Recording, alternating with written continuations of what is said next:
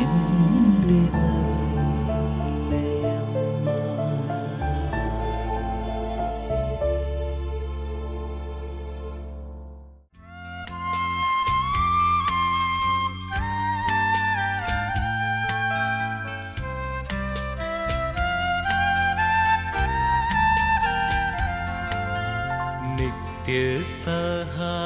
നിത്യസഹായനാഥേ, പ്രാർത്ഥിക്കാൻ ഞങ്ങൾക്കായി നിൻ മക്കൾ ഞങ്ങൾക്കായി പ്രാർത്ഥിക്കാ സ്നേഹനാഥേ. നിത്യസഹായനാഥേ,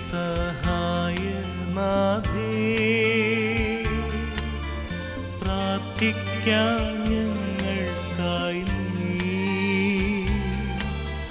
നിൻ മക്കൾ ഞങ്ങൾക്കായി പ്രാർത്ഥിക്കാ സ്നേഹനാഥേ.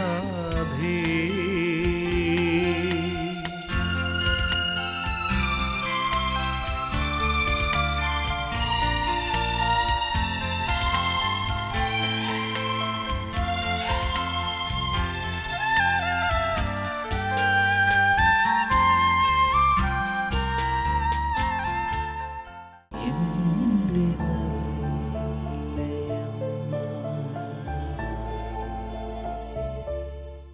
വിശ്വാസികളായാലും അവിശ്വാസികളായാലും അവർക്ക് ജീവിതത്തിൽ സന്തോഷമോ ദുഃഖമോ വരുമ്പോൾ ആദ്യം വിളിക്കുന്നത് എൻ്റെ അമ്മ എന്നാണ്. എൻ്റെ അമ്മ എന്ന് വിളിക്കുക നമ്മളുടെ ഒരു പാരമ്പര്യമാണ്, സംസ്കാരമാണ്. കത്തോലിക്ക വിശ്വാസികളെ സംബന്ധിച്ച് എൻ്റെ അമ്മ എന്ന് വിളിക്കുമ്പോൾ എപ്പോഴും അവരുടെ മനസ്സിൽ വരുന്നത് പരിശുദ്ധ മാതാവാണ്. മാതാവിനോടുള്ള ഏറ്റവും മധുരമായ പ്രാർത്ഥനയാണ് മാതാവിൻ്റെ നാമം വിളിച്ച് പ്രാർത്ഥിക്കുക എന്നുള്ളത്.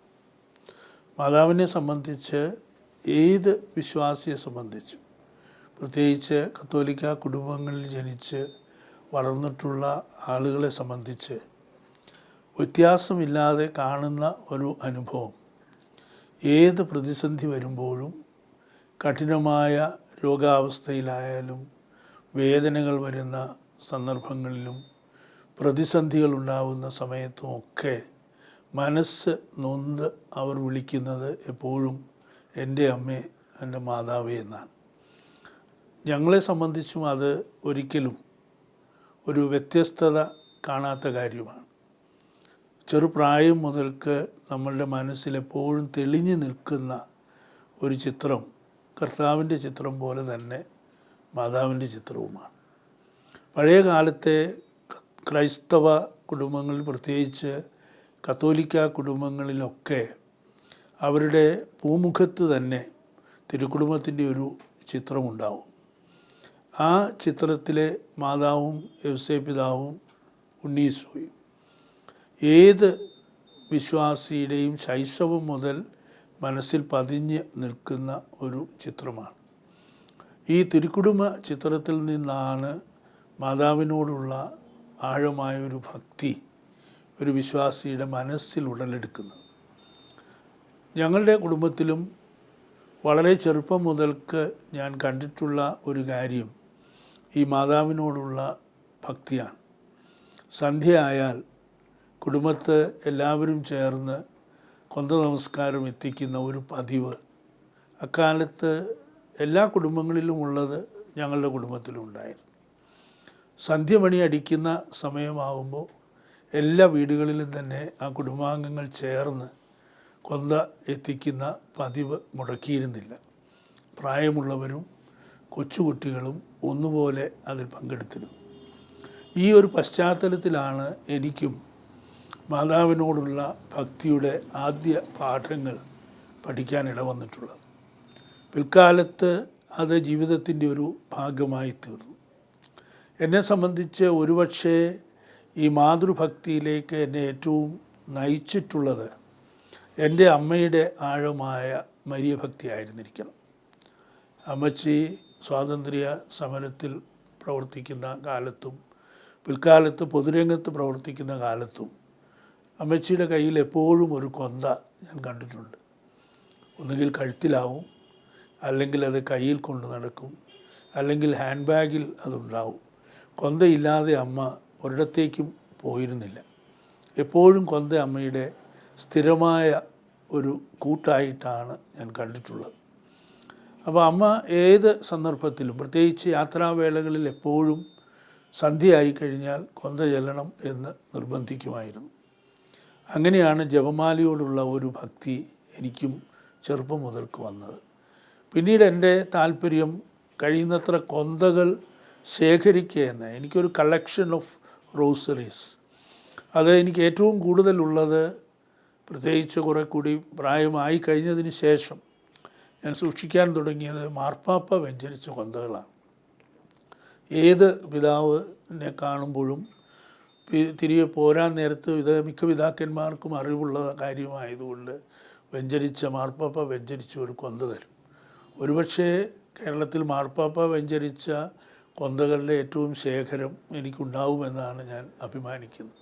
പക്ഷേ ചിലപ്പോഴൊക്കെ ചില പിതാക്കന്മാർ രണ്ടാമതും മാർപ്പാപ്പയുടെ കൊന്ത തരുമ്പോൾ ചോദിക്കും, കൊന്ത ശേഖരിച്ച് വയ്ക്കുകയാണോ സാർ, കൊന്ത ചെല്ലുന്നുമുണ്ടോ എന്ന് ചിരിക്കും. അപ്പോൾ ഞാനും അത് ചിരി കൊണ്ട് എൻ്റെ മറുപടി ഒതുക്കുകയും ചെയ്യും. വളരെ ഇഷ്ടമുള്ള, വളരെ അടുപ്പമുള്ള ആളുകൾക്ക് മാത്രമേ ഞാൻ മാർപ്പാപ്പ വെഞ്ചരിച്ച കൊന്തകൾ പങ്കുവയ്ക്കാറുള്ളൂ. എങ്കിലും അത് അവർക്ക് ലഭിക്കാനുള്ള ഒരു അനുഗ്രഹത്തിൻ്റെ സൂചനയായി ഞാൻ കൊടുക്കാറുമുണ്ട്. എന്നെ സംബന്ധിച്ചിടത്തോളം മാതാവിനോടുള്ള ഒരു ഭക്തി എന്ന് പറയുന്നത് ഒരു പ്രകടനമല്ല, അത് ആത്മാവിൻ്റെ ഒരു ഭാഗമാണ്. കാരണം ജീവിതത്തിലെ അനുഭവങ്ങളാണ് എന്നെ മാതാവിനോട് കൂടുതൽ അടുപ്പിച്ചിട്ടുള്ളത്. പല ചുമതലകൾ വഹിക്കുന്ന കാലത്ത് പ്രതിസന്ധികളൊക്കെ വരുമ്പോൾ ഞാൻ പ്രത്യേകം പ്രാർത്ഥിച്ചിരുന്നതും മാതാവിനോടാണ്. മാതാവിനോടുള്ള പ്രാർത്ഥനകളൊന്നും ഒരിക്കലും വ്യർത്ഥമായി പോയിട്ടുള്ളതായി എനിക്ക് അനുഭവവുമില്ല. എന്നെ സംബന്ധിച്ചിടത്തോളം ഞങ്ങളുടെ ജീവിതത്തിൽ തന്നെ മാതാവിൻ്റെ ഇടപെടലുകൾ വളരെ സജീവമായി ഉണ്ടായി എന്ന് ഞാൻ വിചാരിക്കുന്നു. മാതാവിനോട് ഭക്തിയുള്ളവരെ ഒരിക്കലും കൈവെടിയാറില്ലെന്നാണല്ലോ നമ്മുടെ വിശ്വാസം. വിവാഹത്തിൻ്റെ ആദ്യ വർഷങ്ങളിൽ ഞങ്ങൾക്കും ഒരു കുഞ്ഞുണ്ടായിരുന്നില്ല. ഞങ്ങളും പ്രാർത്ഥിച്ചത് മാതാവിനോടാണ്. 3-ാമത്തെ വർഷമാണ് ഞങ്ങൾക്ക് ആദ്യത്തെ മകൾ ജനിക്കുന്നത്. അത് മാതാവിൻ്റെ പ്രത്യേകമായ ഇടപെടലായിരുന്നു എന്ന് ഞാൻ വിചാരിക്കുന്നത്. അവൾ ഉണ്ടാവുന്നത് സെപ്റ്റംബർ 7-ാം തീയതിയാണ്, മാതാവിൻ്റെ ജന്മദിനത്തിൻ്റെ തൊട്ട് തലേ ദിവസം. അപ്പോൾ തീർച്ചയായിട്ടും അത് ഞങ്ങൾ മാതാവിനോട് നിരന്തരം പ്രാർത്ഥിച്ചതിൻ്റെ ഫലമായി ഞങ്ങൾക്ക് നൽകിയ മാതാവിൻ്റെ ഒരു ജന്മദിന സമ്മാനമായിരുന്നു എന്നിപ്പോഴും ഞങ്ങൾ കരുതുന്നു. അങ്ങനെ കരുതാനാണ് ഞങ്ങൾക്ക് സന്തോഷവും. ഡൽഹിയിൽ പോയപ്പോഴും ഞാൻ മാതാവിനെ എപ്പോഴും വളരെ ഹൃദയത്തോടെ ചേർത്ത് വച്ചിരുന്നു. ഡൽഹിയിലെ ജീവിതത്തിലെ ഏറ്റവും സന്തോഷകരമായ ഒരു ഓർമ്മ, ഞങ്ങൾ അനവധി തവണ മീററ്റിനടുത്തുള്ള സർദാന എന്ന് പറയുന്ന മാതാവിൻ്റെ ഒരു പള്ളിയിൽ പോകുന്നതാണ്. അതൊരു തീർത്ഥാടന കേന്ദ്രമാണ്. ഡൽഹിയിൽ നിന്ന് 100-130 മൈൽ അകലെ മീററ്റിനടുത്ത്. സർദാനയിലെ നവാബായിരുന്ന ഒരു മുസ്ലിമിൻ്റെ ബീഗമാണ് 250 വർഷം മുമ്പ് ആ പള്ളി പണിതത്. അക്കാലത്ത് 8 ലക്ഷം രൂപ മുടക്കി പണിത പള്ളിയെന്നാണ് വിശ്വാസം. മുസ്ലിം ആർക്കിടെക്ചറിലാണ് പള്ളി പണിതിട്ടുള്ളത്. വിശാലമായ 8-10 ഏക്കർ സ്ഥലത്തോടുകൂടിയാണ് ആ പള്ളി പണിത് അത് ക്രൈസ്തവ ദേവാലയമാക്കി ക്രിസ്ത്യൻ വിശ്വാസികൾക്കായി ഈ സർദാറിന് വിട്ടുകൊടുത്തത്. ബീഗം വിട്ടുകൊടുത്ത ഈ പാലസിൻ്റെ ഒരു രൂപകൽപ്പനയിലുള്ള ഈ പള്ളി ഇന്നും ധാരാളമായി തീർത്ഥാടകരെ ആകർഷിച്ചുകൊണ്ടിരിക്കുന്നതാണ്. ഞങ്ങളും 2 മാസത്തിലൊരിക്കലെങ്കിലും ഡൽഹിയിൽ നിന്ന് ഈ സർദാനയിൽ പോകുമായിരുന്നു. ഡൽഹിയിലുള്ള മിക്ക കത്തോലിക്ക വിശ്വാസികളും ഈ പള്ളിയിലേക്കുള്ള തീർത്ഥാടനം മുടക്കാറില്ല എന്നുള്ളത് ഡൽഹിയിലെ വിശ്വാസികൾക്കറിയാവുന്ന ഒരു കാര്യവുമാണ്. മാതാവിൻ്റെ ഈ പള്ളിയിൽ വലിയ ഇറ്റാലിയൻ മാർബിളിലുള്ള മാതാവിൻ്റെ ഒരു സ്റ്റാച്ചു ഉണ്ട്. അത് ഒറ്റ സ്റ്റാച്ചു അല്ല, അത് ഒരു ഭിത്തി മുഴുവൻ നിറഞ്ഞു നിൽക്കുന്ന തരത്തിലുള്ള ഇറ്റാലിയൻ മാർബിളിലെ ഒരു കലാസൃഷ്ടിയാണ്.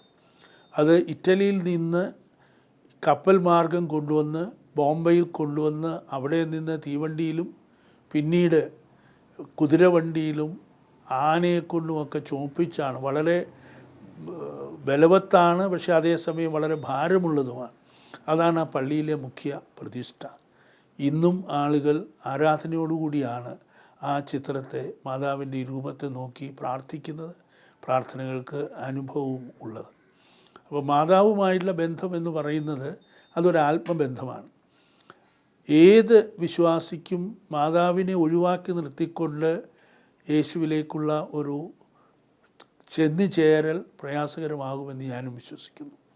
യേശുവിലേക്ക് എത്താനുള്ള എളുപ്പമാർഗം മാതാവാണ് എന്ന് വേദപുസ്തകവും നമ്മോട് സാക്ഷ്യപ്പെടുത്തുന്നുണ്ട്. ആ നിലയിലാണ് എനിക്കും എൻ്റെ ജീവിതത്തിൽ മാതാവിനോടുള്ള ഭക്തിയും മാതാവിലുള്ള വിശ്വാസവും എൻ്റെ ജീവിതത്തിൻ്റെ ഒരു ഭാഗമാകുന്നത്. ഞാൻ അധ്യാപകനായിരുന്നപ്പോഴും വിദ്യാർത്ഥിയായിരുന്നപ്പോഴും പിൽക്കാലത്ത് വൈസ് ചാൻസലർ ചുമതലകൾ വഹിച്ചപ്പോഴും ഡൽഹിയിലായിരുന്നപ്പോഴും എല്ലാം ഈ മാതൃഭക്തി എനിക്ക് ഒരാവരണം പോലെ എൻ്റെ ജീവിതത്തിന് സുരക്ഷിതത്വം നൽകിയിരുന്നു എന്ന് ഞാൻ വിശ്വസിക്കുന്നു. മാതാവിനോടുള്ള ഭക്തി എൻ്റെ ജീവിതത്തിൻ്റെ ഒരു ഇൻസുലേറ്റഡ് സെക്യൂരിറ്റി എന്ന് പറയാവുന്നതുപോലെ ഏറ്റവും സുരക്ഷിത വലയമായി എൻ്റെ ജീവിതത്തെ സംരക്ഷിച്ച് നിർത്തുന്നു എന്നുള്ള വിശ്വാസത്തിലാണ് ഞാനിപ്പോഴും ജീവിച്ച് കടന്നു പോകുന്നത്.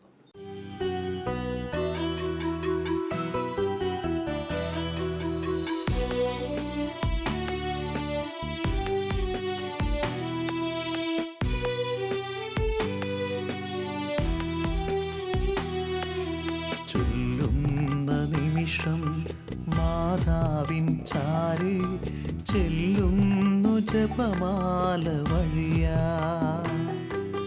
കയ്യിലിരിക്കുന്ന ഉണ്ണീശോയുടെ ചാരെ ഞാനുമിരിക്കും, കയ്യിലിരിക്കുന്ന ഉണ്ണീശോയുടെ ചാരെ ഞാനുമിരിക്കും. എന്തു നല്ലമ്മ എന്നുടെ അമ്മ, എനിക്കും ഈശോയ്ക്കും ഒരേ അമ്മ. എന്തു നല്ലമ്മ എന്നുടെ അമ്മ, എനിക്കും ഈശോയ്ക്കും ഒരേ അമ്മ. എൻ്റെ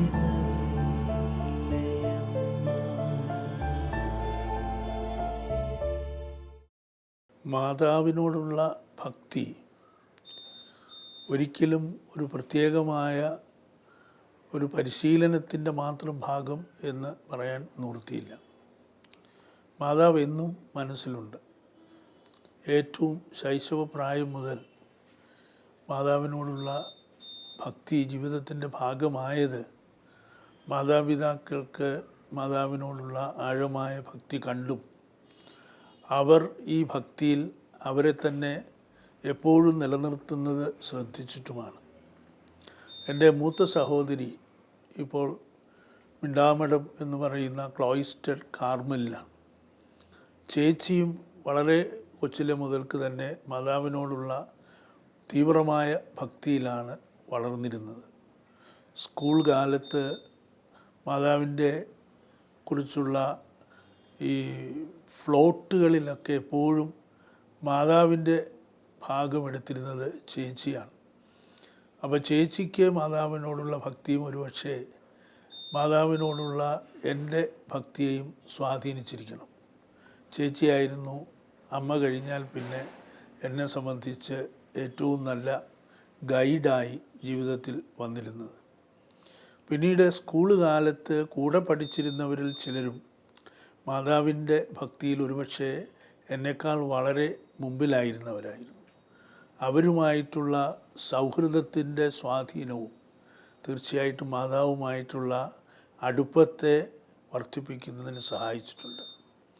പാലായിൽ എൻ്റെ ബാല്യത്തിലെ ഏറ്റവും മധുരമായ ഒരു ഓർമ്മ ലാലം പഴയ പള്ളിയിൽ നിത്യസഹായ മാതാവിൻ്റെ നൊവേന ആരംഭിച്ച കാലമാണ്. 100 വയസ്സിനപ്പുറം ജീവിച്ച് സാധുജന സംരക്ഷണ മേഖലയിൽ തൻ്റെ പാദമുദ്ര പതിപ്പിച്ച ഫാദർ ഇബ്രഹാം കൈപ്പൻപ്ലാക്കൽ എന്ന കൈപ്പൻപ്ലാക്കൽ അച്ഛനായിരുന്നു അന്ന് ലാലംപള്ളിയുടെ വികാരി. അച്ഛനാണ് നിത്യസായ മാതാവിൻ്റെ നൊവേന ലാലത്തുപള്ളിയിൽ ആരംഭിക്കുന്നത്. ഏതാണ്ട് 50 വർഷത്തിന് മുമ്പ്. ഞാനന്ന് ഹൈസ്കൂൾ വിദ്യാർത്ഥിയാണ്. വിദ്യാർത്ഥി എന്നുള്ള നിലയ്ക്ക് അക്കാലത്ത് കുട്ടികളൊക്കെയും പരീക്ഷ അടുക്കുമ്പോൾ മാത്രമല്ല അല്ലാതെയും ശനിയാഴ്ച ദിവസങ്ങളിലെ നൊവേനയ്ക്ക് പോകുന്ന പതിവുണ്ടായിരുന്നു. ഞാനും അക്കാലത്താണ് ലാലത്തുപള്ളിയിൽ നിത്യസഹായ മാതാവിൻ്റെ നൊവേനയ്ക്ക് പോയി തുടങ്ങിയത്. എത്ര വർഷങ്ങൾ അത് പോയി എന്നുള്ളതിന് എനിക്ക് കണക്കില്ല. മാതാവിനും കണക്കുണ്ടായിരിക്കുകയില്ല എന്നാണ് ഞാൻ പ്രത്യാശിക്കുന്നത്. കാരണം നിവൃത്തിയുണ്ടെങ്കിൽ ശനിയാഴ്ച ഏതെങ്കിലും ഒരു നൊവേന, അന്ന് അച്ഛൻ 4 നൊവേനകളാണ് പള്ളിയിൽ നടത്തിയിരുന്നത്, ഏതെങ്കിലും ഒരു നൊവേനയ്ക്ക് പോകുന്ന പതിവ് മുടക്കിയിരുന്നില്ല. അങ്ങനെ മാതാവുമായിട്ടുള്ള ആഴമായ ഒരു ബന്ധം എപ്പോഴും ഈ നൊവേന വഴി ആവർത്തിച്ച് പരിഷ്കരിക്കപ്പെട്ടുകൊണ്ടിരുന്നു. പരീക്ഷാ സമയങ്ങളിൽ പ്രത്യേകിച്ചും നിത്യസഹായ മാതാവിനോടുള്ള പ്രാർത്ഥനയും നൊവേനയും വർദ്ധിപ്പിച്ച് കൊണ്ടുപോകുന്ന പതിവുമുണ്ടായിരുന്നു. SSLC പരീക്ഷയിലും പ്രീ യൂണിവേഴ്സിറ്റി പരീക്ഷയിലും ഡിഗ്രി പരീക്ഷയിലും പോസ്റ്റ് ഗ്രാജുവേറ്റ് പരീക്ഷയിലും ഒക്കെ പരീക്ഷ എഴുതിക്കഴിഞ്ഞാൽ പിന്നെ റിസൾട്ട് വരുന്നതുവരെ മുടങ്ങാതെ നൊവേനയ്ക്ക് പോകുന്ന പതിവ് അന്നും പാലിച്ചിരുന്നു. ഇതെല്ലാം പിൽക്കാലത്തും ജീവിതത്തിൽ മാതാവിൻ്റെ സ്വാധീനത്തെ നിലനിർത്തുന്നതിനെ സഹായിച്ചിട്ടുള്ള ഘടകങ്ങളായിരുന്നിരിക്കണം. മാതാവിൻ്റെ ചിത്രങ്ങൾ എത്ര കിട്ടിയാലും മതിയാകാത്തൊരു മനോഭാവം അന്നും ഇന്നുമുണ്ട്. എത്രയോ വെറൈറ്റി ഓഫ് പിക്ചേഴ്സാണ് മാതാവിൻ്റേത്. ഏതെല്ലാം മാതാവാണ് നമുക്കുള്ളത്. ഓരോന്നിൻ്റെയും ഏതെങ്കിലും ഒരു ചിത്രം ആര് തന്നാലും അത് സൂക്ഷിക്കുന്ന ഒരു പതിവ് എനിക്ക് അന്നും ഇന്നുമുണ്ട്. അങ്ങനെയാണ് ഈ സർദാന മാതാവിൻ്റെയും ഒരു ഭക്തനായി ഞാൻ തീർന്നത്. ഡൽഹിയിൽ സ്ഥിരതാമസമായി 5 വർഷം വരുന്നതിന് മുമ്പുള്ള കാലത്തും ഡൽഹിയിൽ ഇടയ്ക്ക് പോകുമ്പോൾ സർദാന പള്ളിയെക്കുറിച്ചും സർദാന മാതാവിൻ്റെ ലേഡി ഓഫ് ഗ്രേസ് എന്ന മാതാവിൻ്റെ കൃപാപൂർണമായ അനുഗ്രഹങ്ങളെക്കുറിച്ചും പലരും പറഞ്ഞു കേട്ടിരുന്നു. ഡൽഹിയിൽ ചില മലയാളി പ്രമുഖർ ഡോക്ടർ ക്രിസ്റ്റി ഫെർണാണ്ടസിനെ പോലെയും ജസ്റ്റിസ് സിറിയക് ജോസഫിനെ പോലെയും ജസ്റ്റിസ് കുര്യൻ ജോസഫിനെ പോലെയും ഒക്കെ ഉള്ളവരും ഈ സർദാന മാതാവിൻ്റെ ഭക്തിയിൽ ഒട്ടും പിറകിലായിരുന്നില്ല. ക്രിസ്റ്റി ഫെർണാണ്ടസ് പലപ്പോഴും എന്നോട് പറഞ്ഞിരുന്നത് അദ്ദേഹവും ഭാര്യയും മീററ്റിൽ ചെന്നിട്ട് ഏതാണ്ട് 12 മൈൽ ദൂരം നടന്ന് ഈ പള്ളിയിൽ തീർത്ഥാടനമായി പോകുമായിരുന്നു എന്നാണ്. എന്തായാലും സർദാന മാതാവിനോടുള്ള ഭക്തി ഡൽഹിയിലെ വിശ്വാസികളെ സംബന്ധിച്ച് അവരുടെ ഒരു ആത്മാംശമാണ്. ഞങ്ങളും അതുകൊണ്ട് ഡൽഹിയിലായിരുന്ന കാലത്തോളം സർദാന ഭക്തിയിൽ ഒട്ടും പിന്നോക്കം പോയില്ല. സർദാന മാതാവിൻ്റെ ഈ ചിത്രം ലേഡി ഓഫ് ഗ്രേസ്, ഇത് ഡൽഹിയിൽ ഏറ്റവും പ്രസിദ്ധമായ എല്ലാ വിശ്വാസികളുടെയും വീടുകളിലും എല്ലാ വിശ്വാസികളുടെയും പുസ്തകങ്ങളിലും വയ്ക്കപ്പെടുന്ന ഒരു ചിത്രത്തിൻ്റെ രൂപമാണിത്. ഈ രൂപവും മിക്കവാറും കത്തോലിക്ക ഭവനങ്ങളിൽ ഡൽഹിയിൽ നമുക്ക് കാണാം. സർദാന മാതാവ് എപ്പോഴും ഈ കൃപയുടെ അമ്മ എന്നാണ് അറിയപ്പെടുന്നത്. കൃപയുടെ മാതാവാണ്. അവിടെ ചെന്ന് എന്ത് പ്രാർത്ഥിച്ചാലും ആ പ്രാർത്ഥന ഒരിക്കലും നിഷ്ഫലമായി പോവുകയില്ല എന്നുള്ളൊരു വിശ്വാസം ഡൽഹിയിലെ കത്തോലിക്ക വിശ്വാസികൾക്കിടയിൽ വളരെ വ്യാപകമാണ്. അപ്പോൾ തീർച്ചയായിട്ടും മാതാവിനോടുള്ള ഭക്തി എന്ന് പറയുന്നത് ഇവിടുത്തെ വിശ്വാസികളെ സംബന്ധിച്ച്, പ്രത്യേകിച്ച് സുറിയാനി ക്രിസ്ത്യാനികളെ സംബന്ധിച്ച് അതിൻ്റെ ഒരു പാരമ്പര്യത്തിൻ്റെ ഭാഗമാണ്, അവരുടെ ഒരു വിശ്വാസത്തിൻ്റെ ഭാഗമാണ്, അവരുടെ ഒരു ജീവിതത്തിൻ്റെയും ഭാഗമാണ്. അതുകൊണ്ട് മാതാവിനെ മാറ്റി നിർത്തിയിട്ടുള്ള ഒരു വിശ്വാസ ജീവിതം ഒരു സാധാരണ ക്രിസ്ത്യാനിയെ സംബന്ധിച്ച് വളരെ പ്രയാസകരമാണ് എന്നുള്ളതാണ് നമ്മളുടെ ജീവിതാനുഭവം.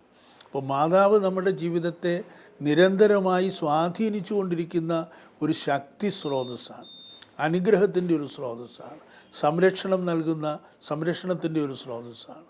അപ്പോൾ ഈ ശക്തിയിലുള്ള വിശ്വാസമാണ് പലപ്പോഴും നമുക്ക് എന്തെങ്കിലും ഒരു അപകടത്തിൽ നിന്ന് പെട്ടെന്ന് ഒരു രക്ഷ നമുക്ക് തരുന്നത്. അതിൻ്റെ എത്രയോ അനുഭവങ്ങൾ നമുക്കുണ്ട്.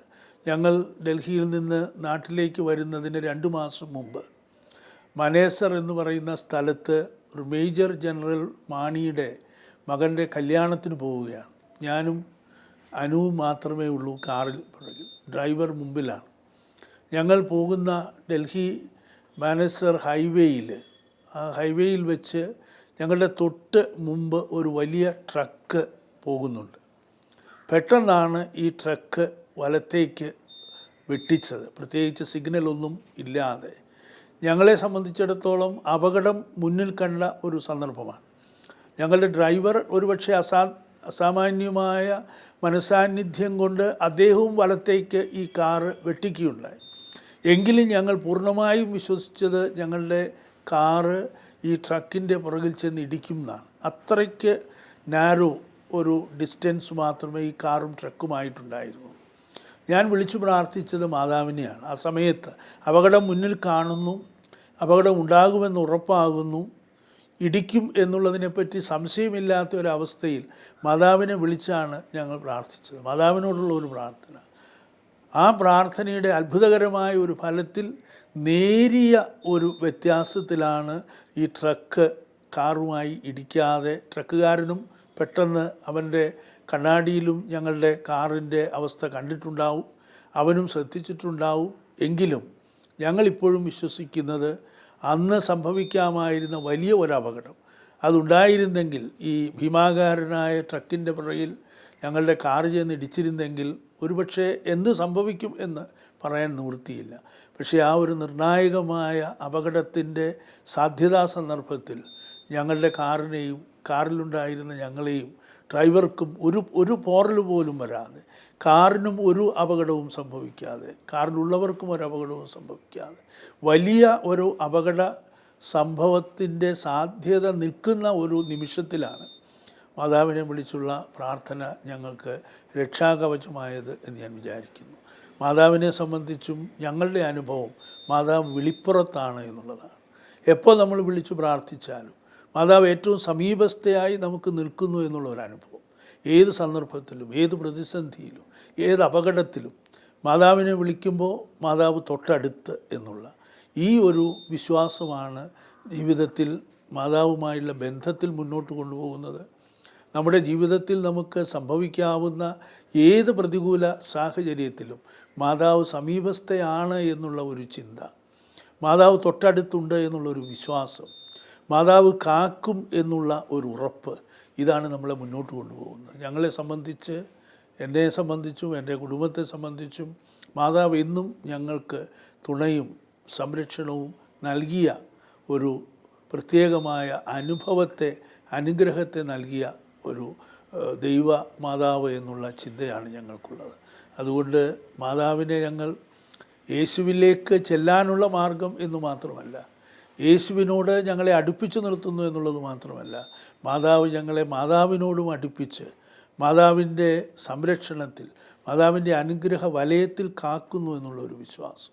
അതാണ് മാതാവിൻ്റെ മുമ്പിൽ, ഏത് ചിത്രത്തിൻ്റെ മുമ്പിലും, മാതാവിൻ്റെ ഏത് രൂപത്തിൻ്റെ മുമ്പിലും പൂർണ്ണ മനസ്സോടെ ശിരസ് നമിച്ച് പ്രാർത്ഥിക്കാനും വണങ്ങാനും ഞങ്ങളെ പ്രേരിപ്പിക്കുന്നത് ഞങ്ങൾ വിശ്വസിക്കുന്നു. ആ ഓരോ തവണ മാതാവിനെ വണങ്ങുമ്പോഴും അത് സ്വാർത്ഥപരമായ ഒരു ഉദ്ദേശത്തിലല്ല, നന്ദിയുടെ ഒരു പ്രകടനമായിട്ടാണ്. മാതാവ് ഇത്രകാലം ഞങ്ങളെ കാത്തതിനെപ്പറ്റി, ഇത്രകാലം ഞങ്ങളെ സംരക്ഷിച്ചതിനെപ്പറ്റി, ഇത്രകാലവും മാതാവിൻ്റെ അതിരില്ലാത്ത അളവില്ലാത്ത അനുഗ്രഹം കൊണ്ട് ഞങ്ങളെയും ഞങ്ങളുടെ കുടുംബത്തെയും നിറച്ചതിനെപ്പറ്റിയുള്ള നന്ദിയുടെ ഒരു സൂചനയായിട്ടാണ് മാതാവിൻ്റെ ഏത് ചിത്രം കാണുമ്പോഴും, മാതാവിൻ്റെ ഏത് രൂപം കാണുമ്പോഴും അതിൻ്റെ മുമ്പിൽ യാതൊരു മനഃശാഞ്ചല്യവുമില്ലാതെ, ആര് കാണുന്നു എന്നുള്ളതിനെപ്പറ്റി ഒരു ചിന്തയില്ലാതെ, പൂർണ്ണ മനസ്സോടെ, പൂർണ്ണ വിശ്വാസത്തോടെ, പൂർണ്ണ പ്രത്യാശയോടെ നമിച്ചു നിൽക്കാൻ ഞങ്ങളെ പ്രേരിപ്പിക്കുന്നതെന്ന് ഞാൻ വിശ്വസിക്കുന്നു.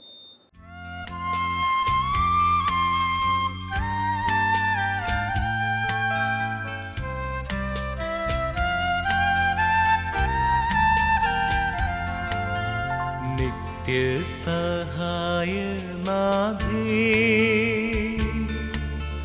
പ്രാർത്ഥിക്കാൻ ഞങ്ങൾക്കായി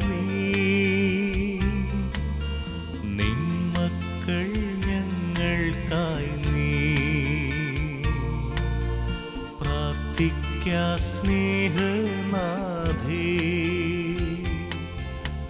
നിത്യസഹായനാഥേ,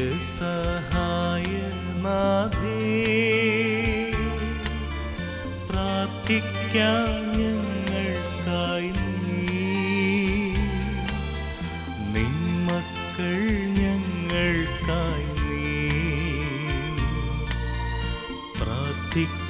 സ്നേഹനാഥേ